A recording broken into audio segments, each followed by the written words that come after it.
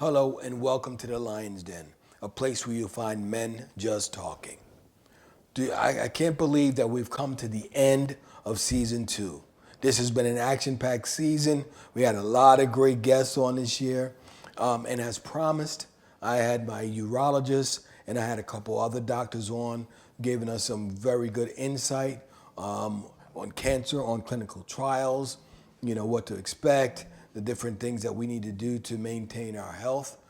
Those were great. I also brought back some guys from the from season 1, where, we just got together and just sort of fellowshipped again. And, we just sat out and just talked, just had a good time and expressing the things that we feel and we were going through and how we were impacted by being on the podcast. Also, I had a holistic practitioner and a fitness coach. They gave us some very good insights on, the things that we need to do to keep ourselves maintained. A tagline that came out of it, which became the name of the podcast: "Motion is lotion, and exercise is medicine." In the episodes with the doctors, the doctor also, named a couple books that I read about, just men's health in general. And also in those books, it talked about the holistic approach that medicine is going through. So not only are we sitting here talking about a holistic approach to health, also that's where doctors are going. They're not using the cookie cutter anymore and, just diagnosing one person and then giving us the answer. And because that pill worked for another patient, now they're prescribing that same pill for you. They're actually looking at genealogy and looking at root causes, trying to prevent before it actually happened, which I thought was great. I just thought it was a great season, and we brought in some great people. One of my childhood friends came on, talked about his health issues or the things that he went through and what he's doing to maintain a healthy life. And also I cross-pollinated with another podcaster. His podcasts were called Still Country Podcast. And, we just kind of sat down and collaborated and just talked about, just different aspects of life, that sort of bring us to where we are today in terms of our health, our well-being, the way we handle things, our mental. So we talked about the holistic approach to just life in general. And then finally, we wrapped the season with the mayor of Upper Darby. Of course, he was on in season 1 as well, but also in season 2, he came back, and we have committed to doing a walk-run either in June or in September. June being Men's Health Month, and September being Prostate Cancer Awareness Month. So one of those 2 months we'll be doing a walk, and we'll be putting that out. We also developed a website, and in that website we're going to give information, as well as on our YouTube and Instagram pages. YouTube channel and our Instagram page will also put that information out there. And as a part of I'd like to actually recap this season with clips. So I'm going to walk through each season, just, talk a little about the clip and, then show you guys the clip. Oh, one other major thing that came out of season 2 is a commercial where I partnered with Christiana Care and we did a commercial. Those of you that have been watching the podcast, I'm sure you've seen that commercial. And actually, I've seen, people just walking through town, and they've also told me that they've seen it doing sporting events, actually football games and such. And I was out on, just researching my emails, and on the corner there was an advertisement, and my face popped up, and it was that commercial, which was great. So we're going to just dive into the clips right now. In episode 1, I had Dr. Masters on. He's an oncologist at Christiana Care. He heads clinical trials there. As I told you in the past, I was a part of a clinical trial. And, so I brought Dr. Masters on so that he could actually explain from a scientific approach what clinical trials are about. So I'm going to show you a clip from episode 1. In this episode, the doctor's explaining the challenges of overcoming past experiences from clinical trials. Okay, there's a stigma in the Black community regarding clinical trials. What steps are being taken to change that perception? Yeah, and that's a critical question, because we try and make sure that we understand people's individual characteristics and their individual concerns and unique people from maybe a particular community like the Black community, but maybe also just from a rural community, other people who have different priorities. They may have different priorities than the doctors and nurses. Right. So we try and ask ourselves and include people from all different backgrounds. How are these therapies going to affect people? What are the concerns and the risks going into that? And how can we help them understand that we are trying to include everyone and come up with a therapy that's not just good for someone who looks like me, but also who looks like you or someone else? We need help with that. And so we try to get patients like you to speak about the clinical trials process and to explain a good experience if you have it. And if someone has an experience that's not as good, we want to hear about that too. Exactly. And say, how can we make that better for you and your family and your community? Yeah, because if you don't ask those questions, you'll never get the answers that you're looking for. Yeah. It'll be, and the problem that occurred was, of course, the big one is that Tuskegee experiment. Yeah. And I think it ended in like maybe 72. It's been some years, but people are still carrying that baggage. Yeah. And for me, I went through the clinical trial. It was great for me. I was talking maybe 2-3 months ago to an actual nurse. We were at, my granddaughter plays volleyball, and we had a volleyball practice.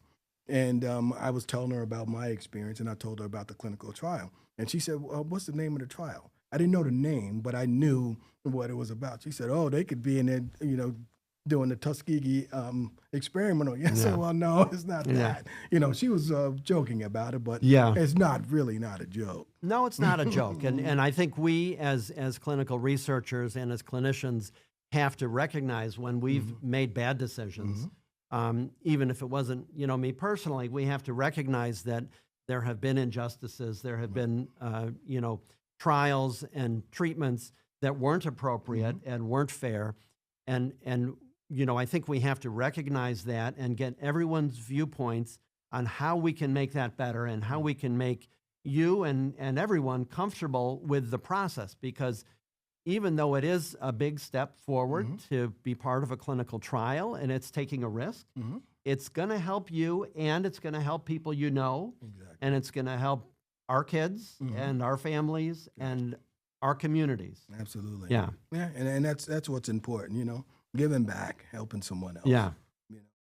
I hope you enjoyed that clip. That clip was from episode 1. If you haven't seen it yet, please go back and do so. That clip was very informative. I think you'll get a lot from it. So, please do. Please go back and check it out. It means the world.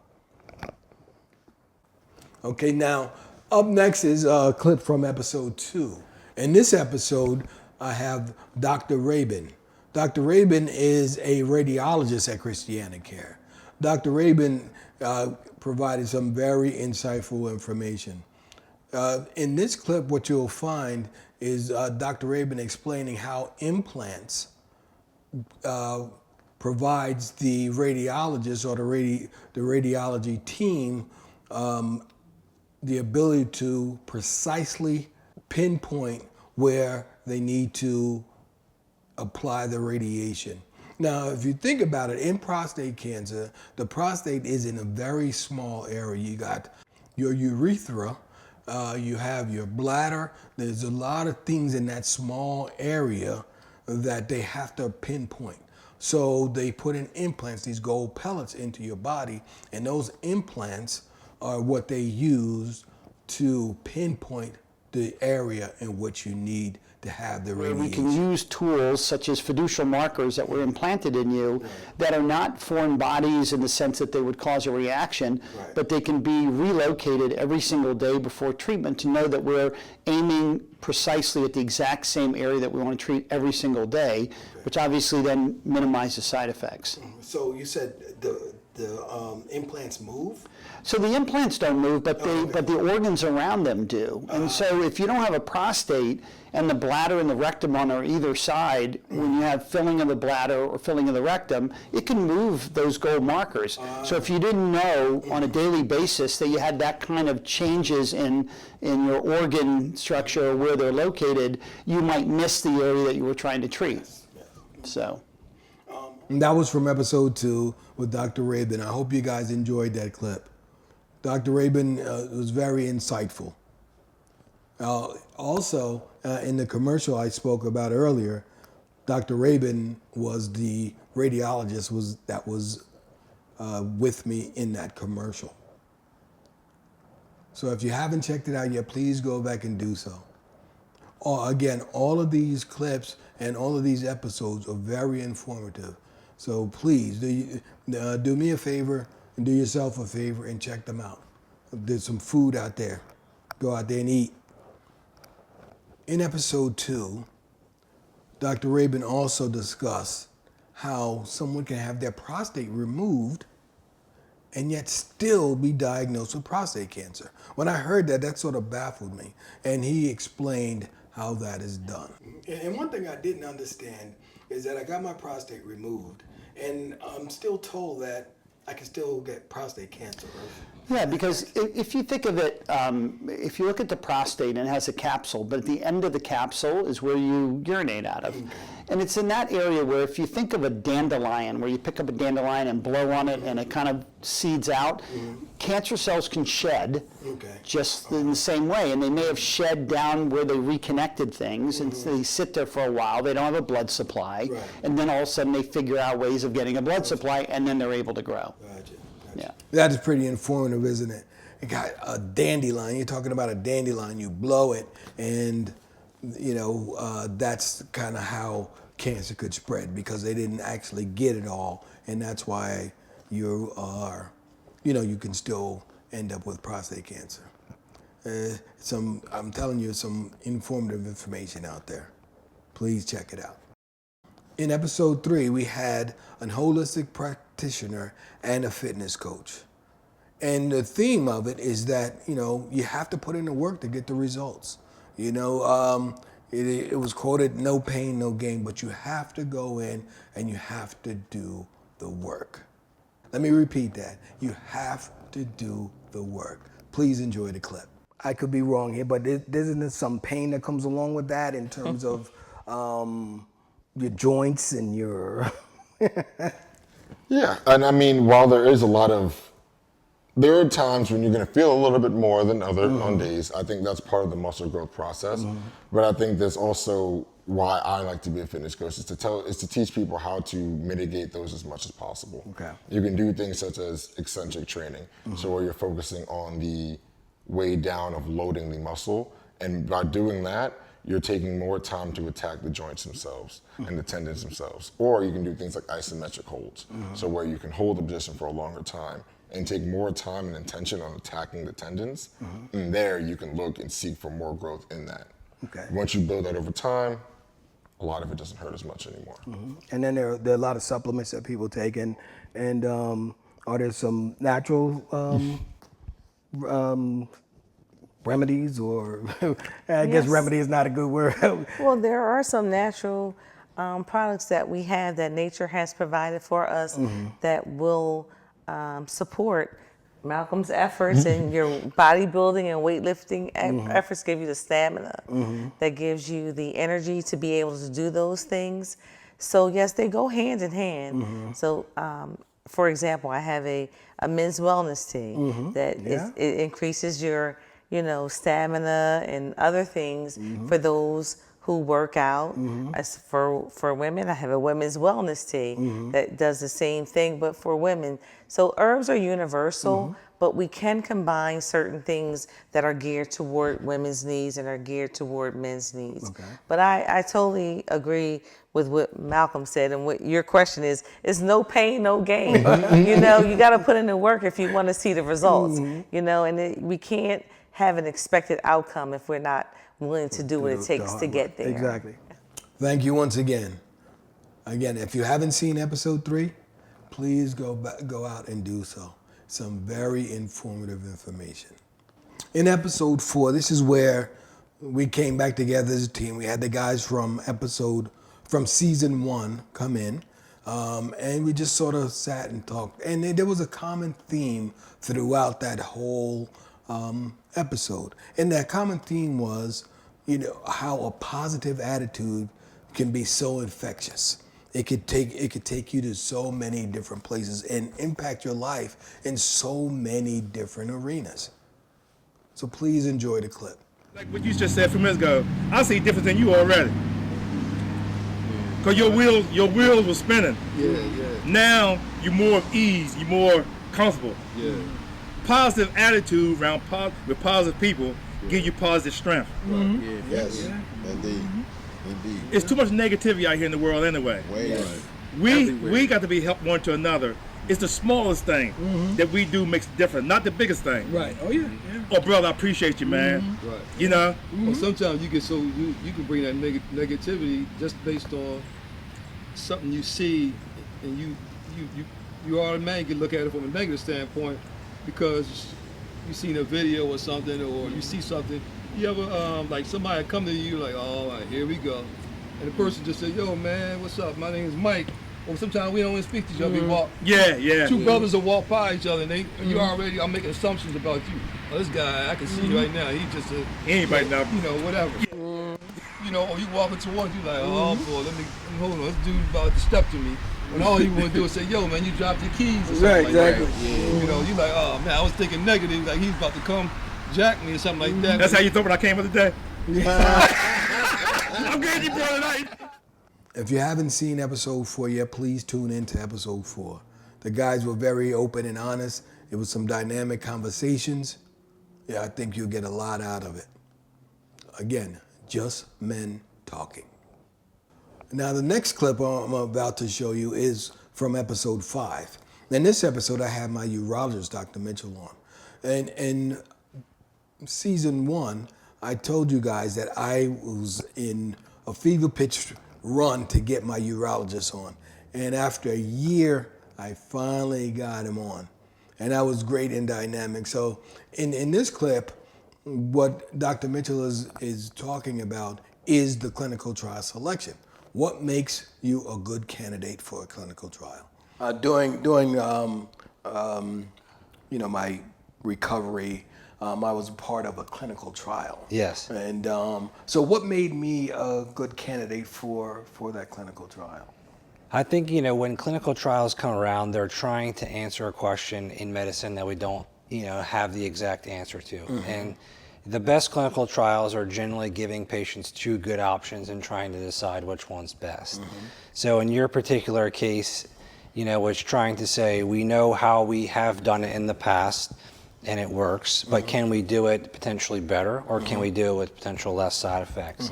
So when you have a question, where the answer is not obvious, the only way to get the best answers with a clinical trial, where you take half of a population of men, or not, doesn't have to be men, but in your case is all men, and you provide them with an intervention, and you give another half of men, randomly assign them to a different intervention, you study them, and then years later you get the results so that we can shape the future care of men. Right. And that's basically how you're a good clinical trial candidate, is there has to be an unanswered question, and then you have to fit the parameters for who may be able to help get us those answers in the future. Okay, good. No, I actually thought it was great to participate because, and the way it was explained to me earlier is that it may not help me, but it'll help someone else. Correct. And I thought that was a good thing. At least, we'll get something. Like I have boys. Correct. So, at least if it helps me, it could help them in the future, which is great. I think one of the other things about being a part of a clinical trial, and this is pretty well studied as well, that men and women who choose to be a part of a clinical trial actually have better outcomes overall.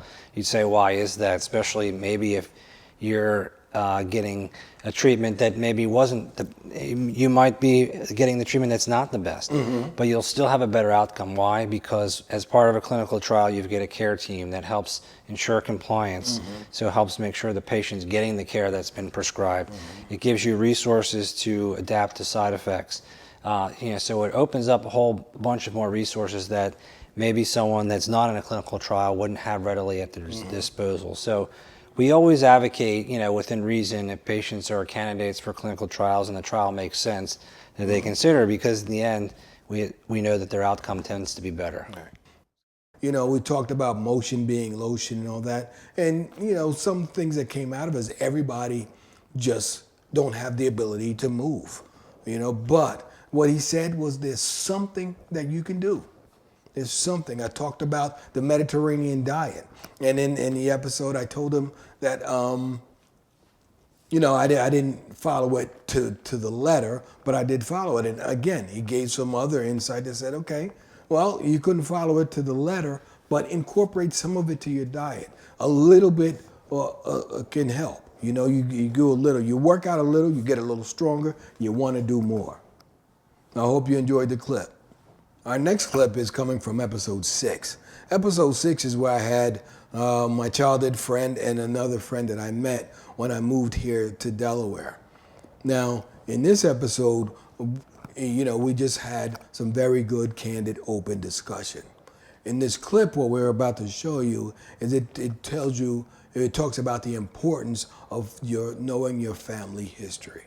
And that takes me to another topic too, in terms of our health. Right. Because if we're going to take a holistic approach, we have to know our health. We have to know our history. That's right. So that's why it's important to know who your family is, so that you know. You go to a doctor and they say, well, did your father have X, Y, and Z? Did your mom have? Yeah. You don't want to be in there saying, I don't know. Right. Now, and if you are at that place, you let the buck stop there, where now your children may know from your history where to go. They can't go further back, but they could start here. And they know, what the things that you've gone through. Yeah, absolutely. But it's important for us to know. Piggybacking on that is, I come from a very, very large family. I've got 13 brothers and 6 sisters. So y'all raised yourself. Pretty much.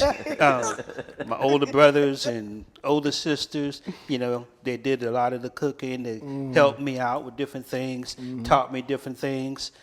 Used to beat me up all the time for no reason until I started getting a little bit older and a little bit stronger. Yeah. And my brother Larry, he would always pick on me for no reason whatsoever.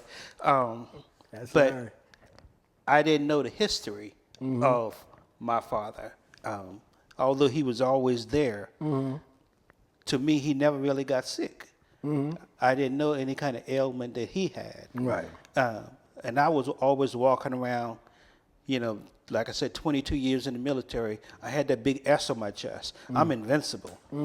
Out of all 13 boys, I'm the first person in my family that had prostate cancer. So some people would say it's hereditary, You need it, like it said, you need to know the history of your family. I hope you enjoyed that clip. The full version will be episode 6 of season 2. So please go and check it out if you haven't yet. Our final clip to recap season 2 is episode 7. This clip, this is where I had the mayor of Upper Darby on, and we talked about collaborating. But in this particular clip, what we're talking about is his thoughts on the importance of a holistic approach to men's health, what this podcast is absolutely about. So what do you think about a holistic approach to men's health?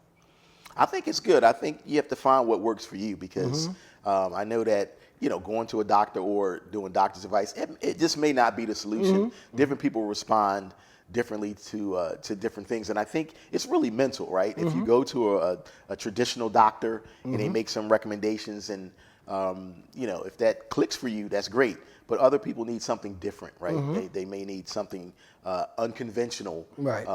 Because it may fit their personality, it may fit their lifestyle, and I think it's just as effective. I highly respect that approach, and it all depends on what floats your boat. Whatever is going to get you healthy, even mentally, and believe that the things you're doing is going to keep you healthy. Yes. Is great.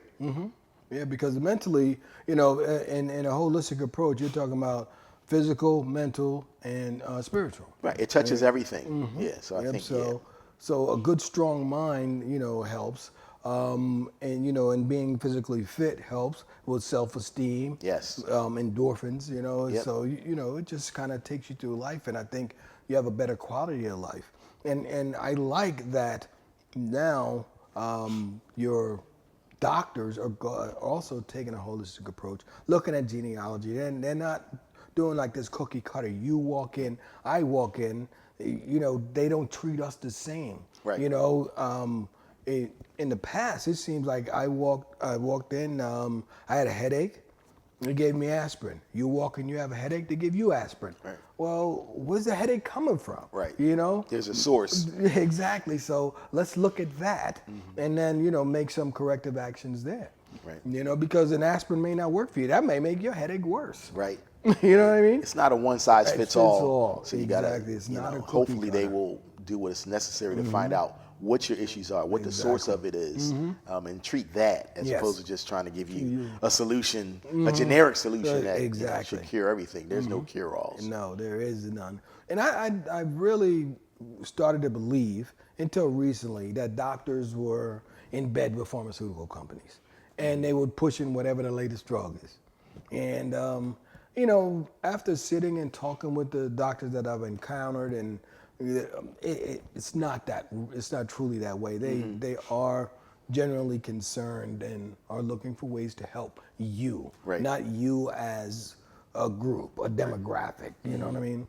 So, and I really applaud them for actually stepping back and trying to do better. That's good. I'm happy to hear that, because I also had that philosophy about pharmaceuticals and how it's lucrative for them and for the doctors.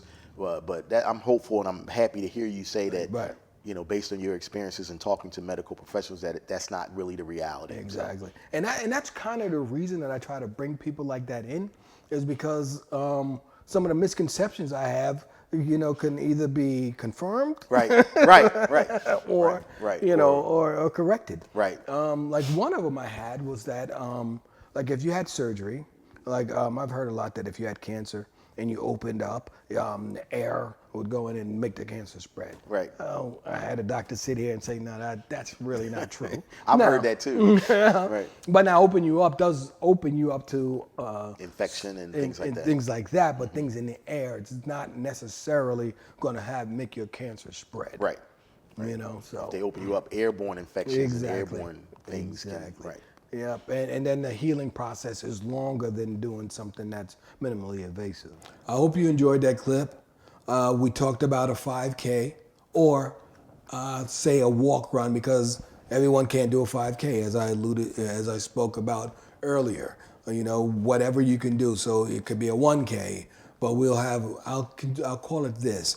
We're going to put together a walk run. It will either be June, Men's Health Month, or September, Prostate Cancer Awareness Month.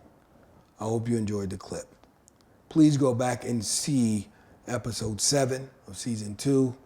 Some good information out there. Thank you for tuning in. Here in the Lion's Den, we feel that knowledge that's not shared is wasted. So we're on a crusade to get information out to the public regarding a holistic approach to men's health, mind, body, and soul. If we could conquer this, we could live long, healthy, vibrant lives. We can play with our grandkids into our golden age. We can live long life, without assistance. We can, the sky's the limit if we just take the time and take care of ourselves. We are our advocate for our health. There's no one that can do it for you. You must do it. If you do not, if you do nothing, don't expect any change. If you're looking for change, you have to take action. Without movement, without motion, there is no action. The world is ever changing. It's moving. So if you stand still, everyone's going to move past you. You're going to sit back wondering, how come he can walk? How come he seems so healthy and vibrant? And I'm not. But then ask yourself, what have you done? Have you done anything to change your outcome? We must take action and take charge. We must take action and take charge of our health. A lot of us may not want to go to the doctor because we don't want to know the outcome. But the longer you wait, the outcome is the outcome is the outcome. The longer you wait, the less likelihood is for you to conquer, achieve, or beat whatever is upon you. And, everything is not gloom and doom. You may walk in and you get a clean bill of health. But your body tells you, exactly where you are. So take your time and walk through this life with joy, head up, because, you talk about physical health, cancer attacks you physically. Well, there's also mental, there's mental health. You need to check in, use the 3 C's, catch, check, change. Thoughts come on that takes you down a path that you may not want to enter. It may, take you places, may bring back memories. But you can defeat all of those things because your mind is a terrible thing. Your mind, it works and it does its job. Its job is to protect you. So it takes you into places, but you have to be strong enough to not succumb. You have to control your mind and your thoughts. And, pain takes you places that you may not want to go. It may give you attitude issues. Your emotions may fluctuate just because you're in pain. And you lash out at whoever's there, whoever's around you. That's what we do. Our loved ones get the brunt of our pain. What do they say? Hurt people, hurt people. So let's stop hurting each other. If we maintain a balanced life, maintain a healthy life, eat properly, exercise, we can do that. Remember, if you don't take time for your wellness, you'll be forced to take time for your illness. Take a moment to breathe. What a glorious day. I'm Renard. Peace.